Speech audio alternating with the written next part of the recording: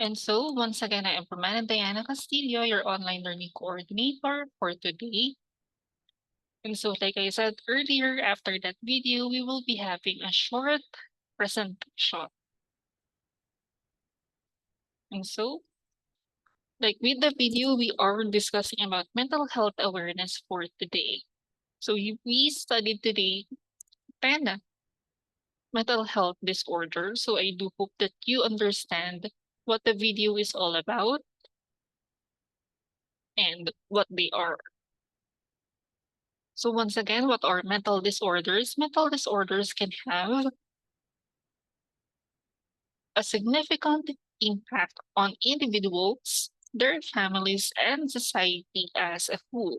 The impact of mental disorders can vary widely depending on the specific disorder, its severity, and how it is managed.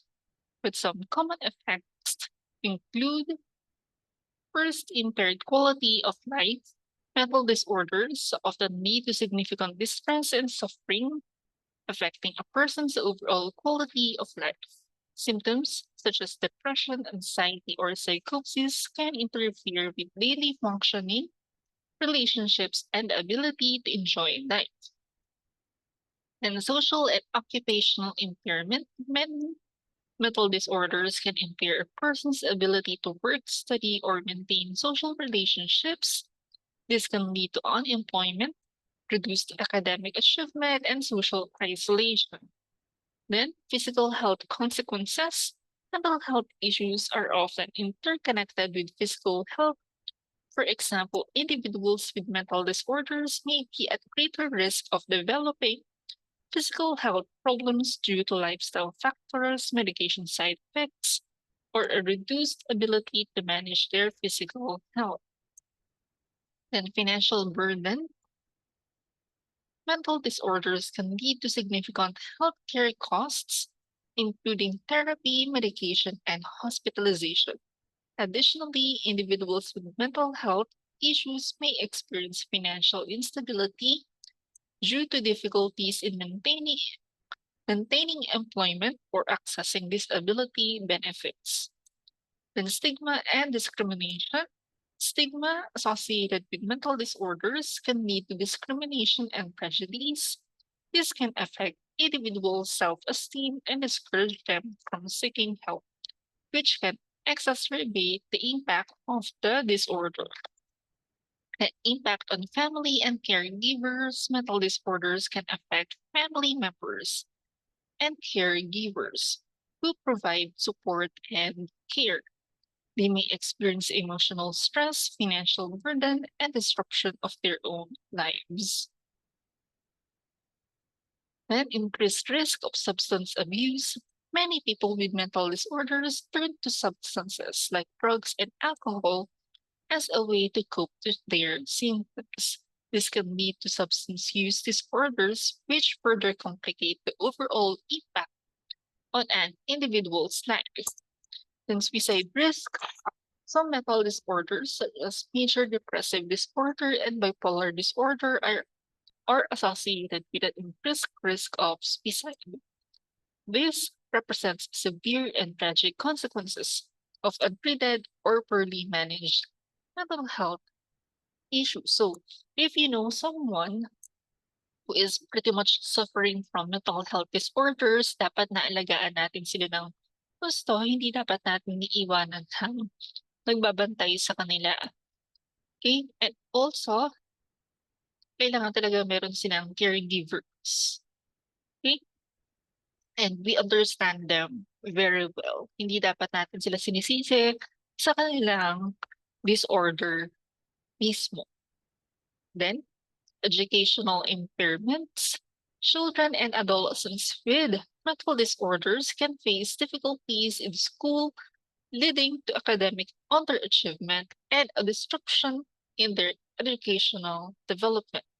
In criminal justice involvement, some individuals with untreated mental disorders may become involved with criminal justice system either due to the manifestation of symptoms or actions taken in response to their condition. So, ibig sabihin nito, dapat talaga hindi natin sila iniiwanan.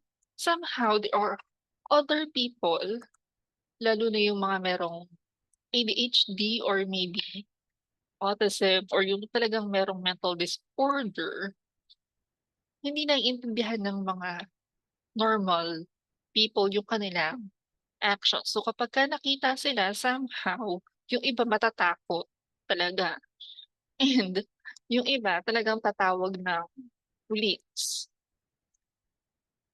and makaka-receive pa sila ng, ah, stigma, okey? May end up pa na mapatawag sila ng police. And event risks.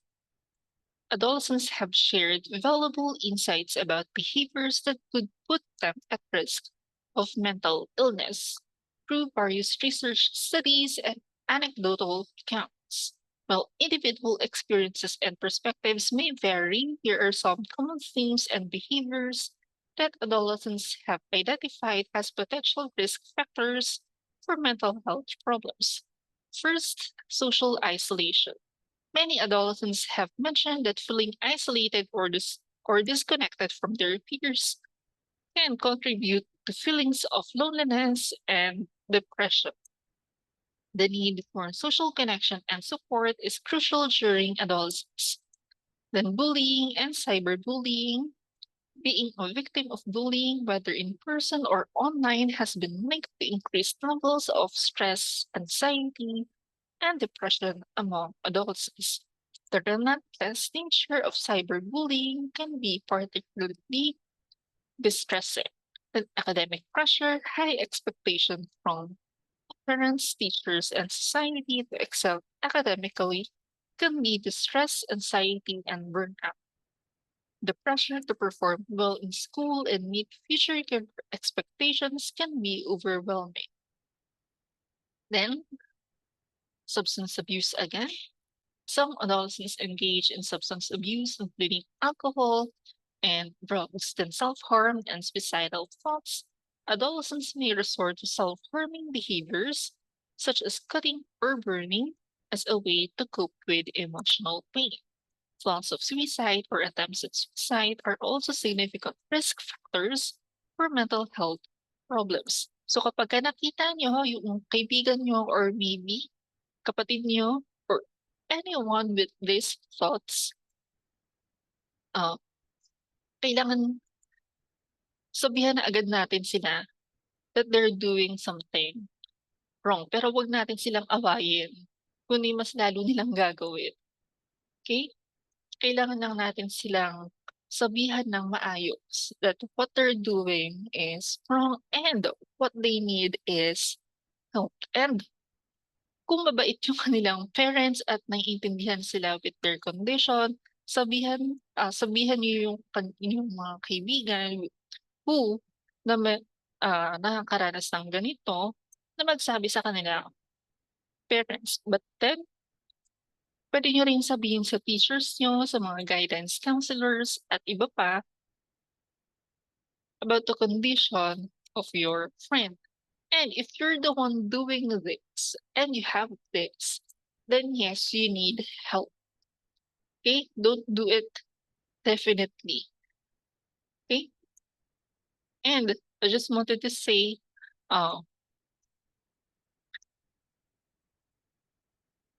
may tutulong at tutulong sa inyo. Okay?